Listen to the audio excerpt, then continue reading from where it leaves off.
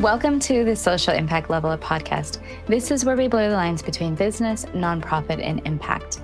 I'm your host, Wendie V, and in season 3, we're redefining success for social entrepreneurs looking to grow their revenue. If you have reality-changing ideas, this is the place for you. Let's jump right into today's episode. As a woman, how do you know how to sell? We're often taught that we're not really supposed to be very showy or selly. That's why I brought my friend Jean Wright onto the podcast so she can tell us exactly what her tips are and how us as women can show up as better salespeople. So thank you, Jean, for being here. And our first question for you is, who are you and how do you make a difference? Hi, Wendie. Thank you for having me today. I'm really excited to be here. Who am I and how do I make a difference? I am a sales confidence builder. That's what I've determined my newest role in life is, because I had a varied career in sales for many years and I really enjoyed it. I love to sell. I love to get to know people. I love to help them solve their problem. I love to continue to give them good customer service because after the sale, that's really important. And then I realized after kind of coming towards the end of my sales career that talking to other women about their businesses, especially if they're entrepreneurs and they have their own business to run, they're really nervous about selling. They don't like it. I like it, but my goodness, there's a lot more fear out there. So I started with writing a book, Selling Your Confidence. And I realized, how do I start this story about where I got the sales bug, so to speak? Because it was really when I was selling Girl Scout cookies. Because throughout my life, my mother kept saying, I can't believe you're doing all this sales work and you're so successful. And I didn't even want you to sell cookies. So I thought, what a great way to start off my story. Because I thought, I'm going to write a story about how my sales career kind of started and bloomed and how I took it into different directions. And how can I help women with a similar experience to maybe see how they can handle it better, or maybe they're really good at it and they don't realize it. So selling the cookies was a very common denominator, I think. And I still talk to women now who say, I never liked selling those. That wasn't my thing. But even today, when I see, I think the cookie sales have started or they are starting now, I get really excited when I see those girls at the tables, especially where they're, set up near a store or whatever. And they're so excited. It's that newness to the selling that they love. They don't understand that their love for their product is really helping to sell what they have to offer. And if we could just bottle that up and use that as we get older, because we gather baggage along the way about our experiences with salespeople. But if we could just keep that excitement about the product and how they do it, wouldn't it be great if we could transfer that into what we're doing with our own business? So I wanted to help women. Yeah. I want to help you understand you can use your authentic self to make this happen. Oh my gosh, all of that. Like there's so many things to unpack in that one statement, but I wanted to start with that I was a Girl Scout for a smidgen of time, and maybe I should have stayed in long enough to sell the cookies so that I would have no fear of sales, right? And I really only got the experience of going camping for the first time, but I am a lifelong camper. So maybe my Girl Scout takeaway was about camping and not sales. Mine was the opposite. Camping, it was a great experience, but I do not camp as an adult because it's just not my thing. So I had the opposite with the cookies was mine and camping was yours. And that's a great opportunity that you wouldn't normally have if your family doesn't do that. So yeah, no, I was not as happy to be exposed to that. A kid growing up in inner city LA, absolutely not. Like we were, yeah. They camped before I was born, but then they somehow decided to stop when I was born. So I had to go camping with the Girl Scouts for the first time. So anyway, so let's get back to this idea of women being fearful. I think, maybe there are men too who fear sales. I think a lot of us, like you said, have had negative experiences with salespeople. So that might flavor if you go into entrepreneurship, it's not your, or you didn't have a prior sales role. and this is the first time you're selling, I mean, yeah, it's kind of scary to ask people for money or suggest that I do something for you and you pay me for that. And so where do you think that fear comes from? Like what is the fear about? Well, it's the word sales and salesperson, and it's really when I talk to women, it is about them having that experience, usually with a man on the other side, feeling like they're being aggressive with them in making a decision, or they know more than you do. So they're going to inform you that this is the decision you need to make. We get that buyer's remorse after we make the decision and say, should I have done that? Did they convince me to do something I didn't really want to do? It's really unfortunate that our culture has this stereotype about the used car salesman kind of thing, or you go and buy a big ticket item and you may not be as familiar with all the details about what you're getting and you rely on somebody else, but then you feel like they're forcing you to do something that maybe you're not ready to do. So it's the word sales that scares women. I am not a salesperson. They will say, I will. And a minute before, they're talking excitedly to their friend about this wonderful product they just tried, and they need to try it because it's going to help them. So let's take our emotion that we have about what we love and transfer that. Forget that salesperson image. Don't call yourself a salesperson if it doesn't make you feel comfortable because of what the baggage is that we have of our experience. So let's recreate it and use our emotion and our intelligence about how we want to help people to really want to sell to them. But don't call it sales if that's really, then you'll once you get past that sales thing, understand that you're helping people. Want to amplify your impact today? Join my community, the Social Impact Level Up Collective, where social entrepreneurs just like you meet monthly to inspire world-changing ideas. You'll get access to my top courses and resources, speakers, and exclusive community events. Hop in right now at wendievelos.com/collective. Yeah. And it's really about serving more people. I mean, the more you sell, the more you serve, the more people can help. So, or whatever it is that you're selling, more products that people benefit from. And it is interesting because you have to reframe for yourself that it's about the output, the outcome, what the transformation for, your clients. And so it's to your benefit to sell them something that they could benefit from, right? So it's kind of an interesting way to think about it, because I think initially the fear, at least for me, was, well, I don't know how they benefit, or I don't know if they will benefit, right? I mean, I'm sure we all have gifts and talents that people can benefit from, but is it a fair price to charge them for that benefit? So there were so many, I think, self-doubting questions and so many, no, who's answering these for me? Because it was really about me having to get over fears to answer them for myself. But I don't know what you think about that part of it. Well, you mentioned something about charging people for your services. And let's just say this, we have experience in our lives, personal experience and experience we've had in jobs. And so why isn't that worth something? When you write a book or like all of a sudden you become the expert, well, you took the time to really evaluate your topic and explain it to people. And yes, actually, you are an expert about what you wrote. And is it worth something? Yes, sure. It definitely is worth something. And I think a lot of times, maybe when we're growing up, we don't feel like there's value in what we know. What can we give to other people? And sometimes we underestimate that value and we don't charge enough for our product or service, because a lot of women now are going into their own businesses because they've been in the corporate world. They have worked for somebody else for a long time. They have gained so much knowledge about what it is they're good at. And now they want to do it on their own and be their own boss. And now they have to charge. And guess what?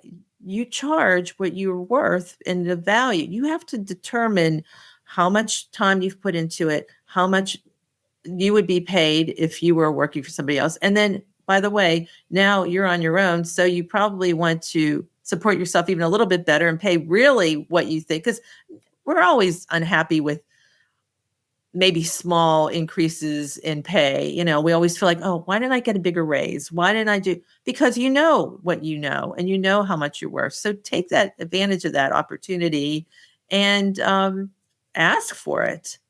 And don't do things for free. A lot of times you feel like, well, let them try it. Let them see how they like what I have, or they discount it tremendously just so that the person will say yes. But then how much is your product really worth at that point? Oh my God, so many good points. Because I think the imposter syndrome, the worthiness issues, those come into things like pricing, like you're mentioning. And then the other thing you jogged my memory about is just how many people are struggling to say, I want to give up the golden handcuffs of this job to explore entrepreneurship. But your point about, well, you could pay yourself more if you were able to make more in your business, it makes total sense, right? Like we should be logically thinking, I'm not giving up the golden handcuffs to put even more restrictive handcuffs on myself. Like that's not what I want. So I like this idea of really being confident, like what you're talking about in your book, like having a confidence to your sales approach. But how do you move from a fear-based mindset to a confident mindset? So when I coach women about their fears, I really have to ask them to dig deep and think about who supports you, people around you that know you can do. If you say, I'm starting a new business, and you have your raving fans around you saying, hey, you're great at this. That's such a great way to get your message out and start your business because you're really good at it. Because sometimes people just don't tell you you're really good at something until you make the announcement that I am going to start this, I'm going to do this. And get the support of people around you to give you that rah. It helps build your confidence. And think about what it is that you're trying to do for others so that it becomes part of you and you're authentic about it.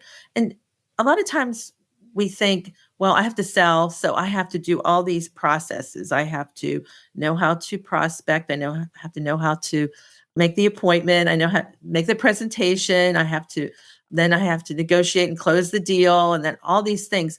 And those are all important aspects of a sales process. And it's good to know what those are, but you need to insert yourself into it being your presentation and not somebody may be sitting behind the desk on the other side of you and they're saying, oh gosh, now she's going in for this. Oh, now I know, because all those formulas you're following, and it's not really you speaking, it's the formulas that you're following. You know what you're supposed to do in a sales situation, but you're not making it sound like it's not you. You just want them to feel comfortable with the building of the relationship that you're doing, listening to the other person, and, really getting to know why they're there for you. They're there for a reason because they need you for something. And it's what you have to give them that they want. But really, they're buying it because of you, because they know you're going to take care of them. The product is great, but honestly, it's you that they like. It's you that is going to make sure they get what they need. And you're going to follow up and be with them every step of the way. Isn't that how you want to be perceived? You want to be perceived as that person who's authentically wanting to help them get what they need. So you just have to kind of dig deep and say, how do I want to be perceived when I walk into the room? Do I want to be that person that helps people, or, oh, here she comes, she's going to sell me something, she's going to be really, tough with me and aggressive with me? And I don't think many of us are like that.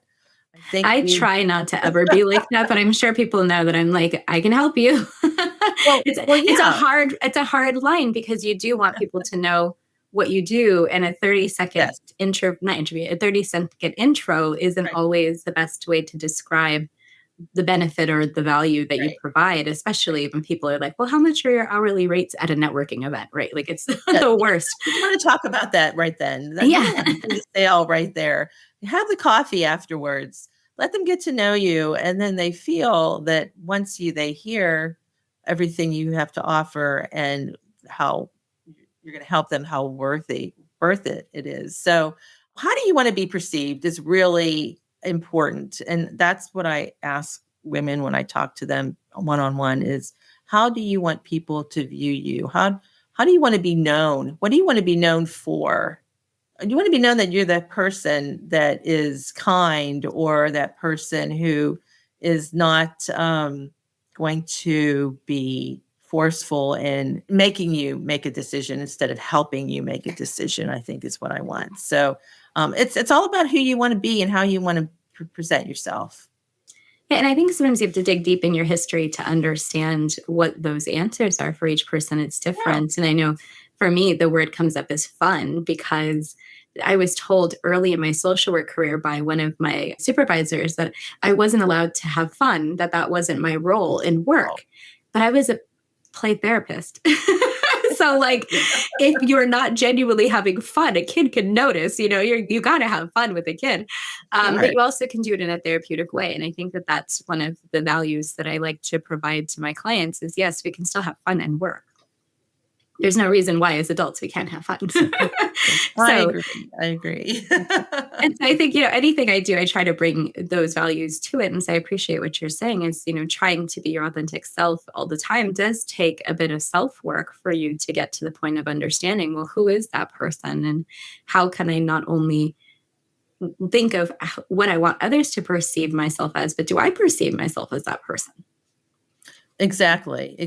You don't want to portray somebody that you're really not. And that's where that sales fear comes in, because they think they have to portray some type of person that is not them, because that's what sales is to them.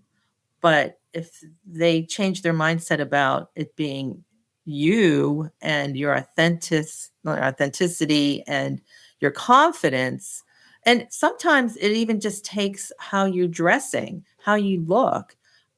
I've had women say, I go to a networking event or I have this small group of people I meet with, and they don't seem to give me much credit for anything. They don't seem to respect me very much. And as I'm talking to them, I kind of look at what their presentation is for me, and it's not really professional. And it doesn't speak to me about who they are. They didn't take the time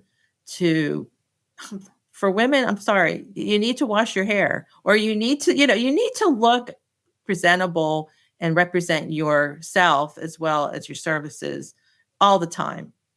When you're in a professional environment, whether it's with a coach, whether it's with a person who you're working with to, a peer, or somebody that you're selling to, please look the part so that first impression will give you a lot more credibility just from the very start. And then your confidence will start working for itself because you feel good about yourself. I mean, as much as even wearing high heels when you're doing a presentation. I mean, I've talked to women who have said, I feel so much better when I have high heels on and I just feel like I'm commanding the room. This is like a speaker who I told me this one. That's one thing that gave her empowerment, or feeling of empowerment. She felt better about herself because she was a little bit taller, a little bit.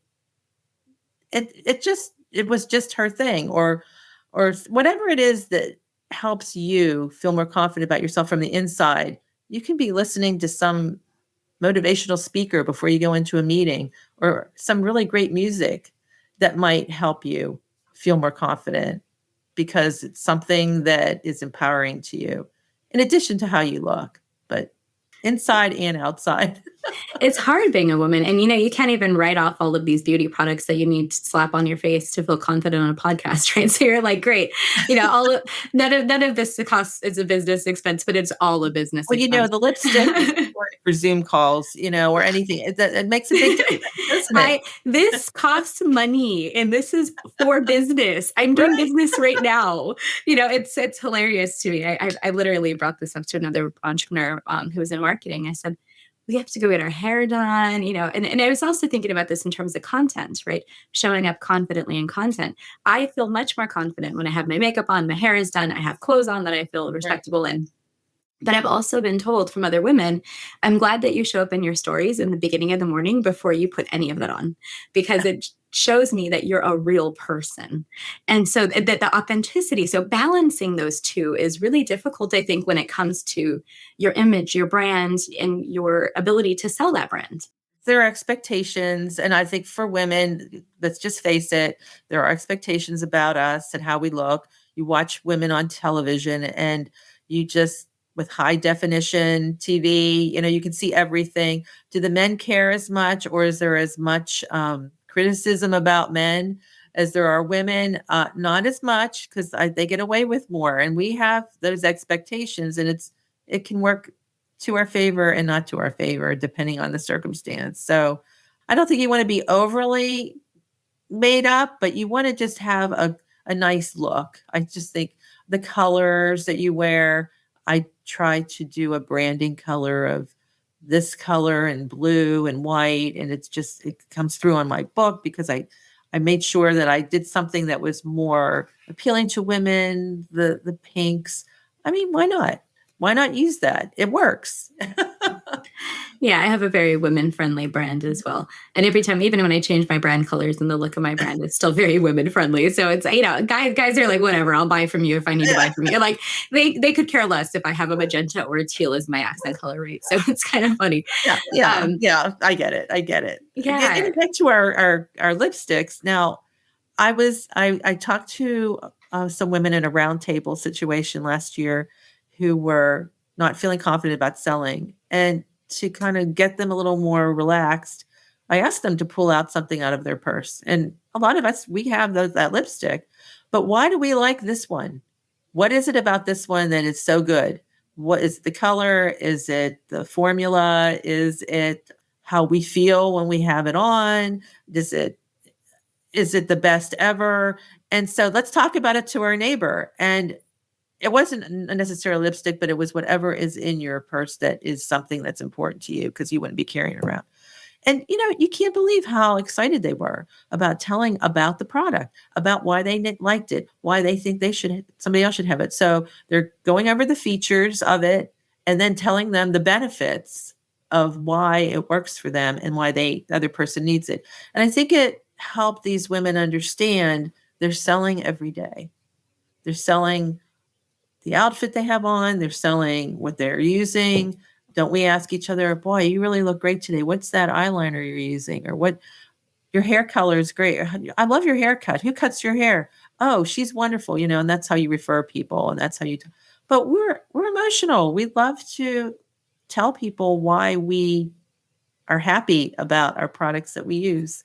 So think about that too whenever you're talking to people. You don't want to overly gush about it, but you do want to remember there are features about everything that we're using, and the benefits are going to be great. You're going to be able to do this, this, and this because of that. So that's a good way to practice.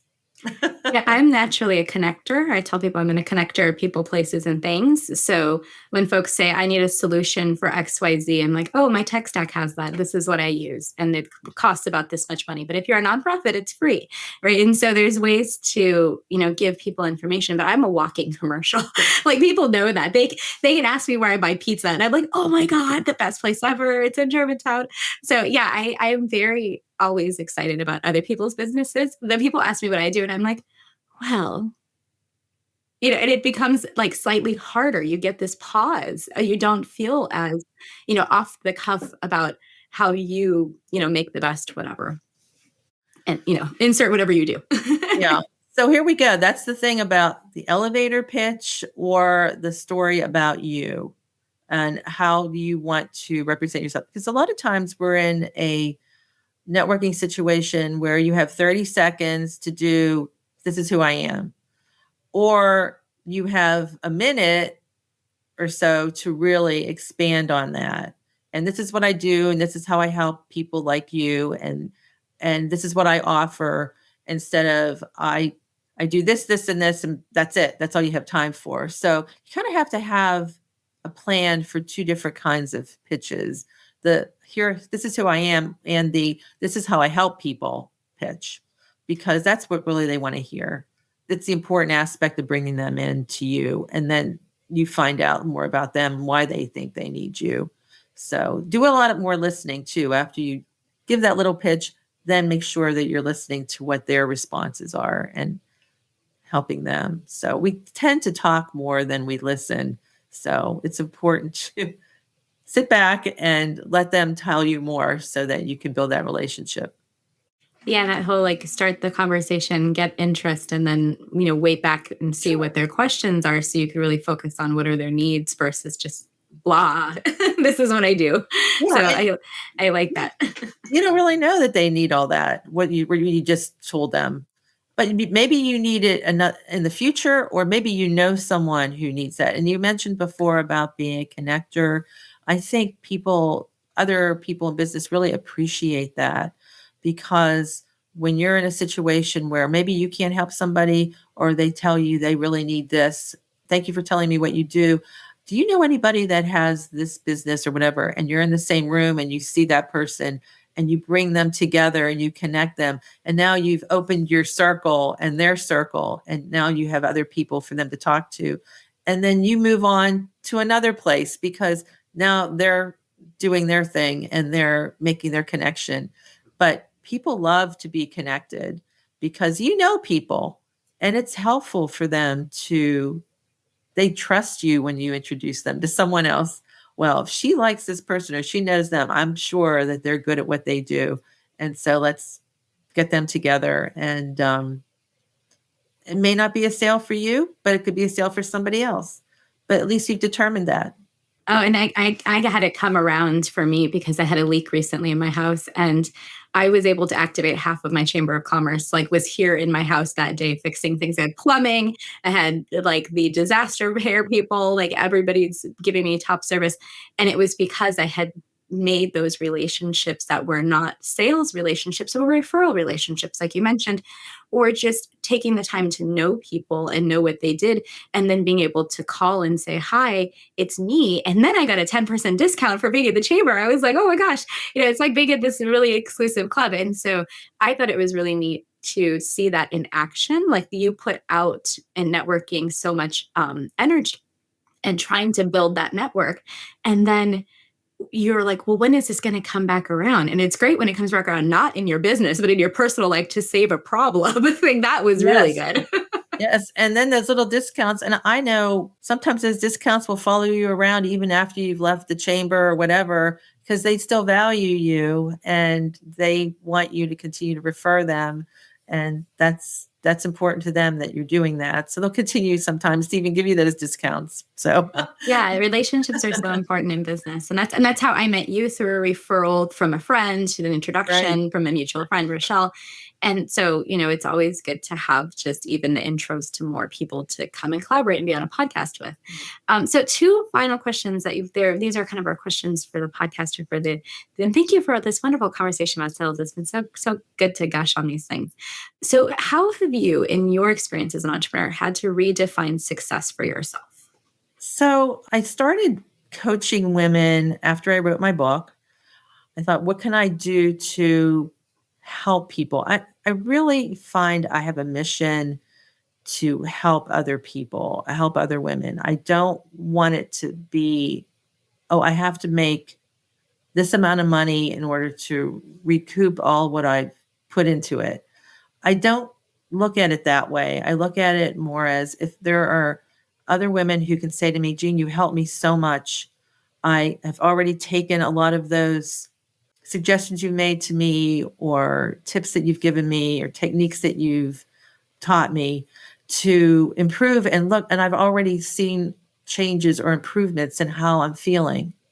Now, that to me is success. That is, I love to continue working with them, but they'll work with me as long as they feel they need that help. But they're already taking it to a level that's changing their life. That's success to me.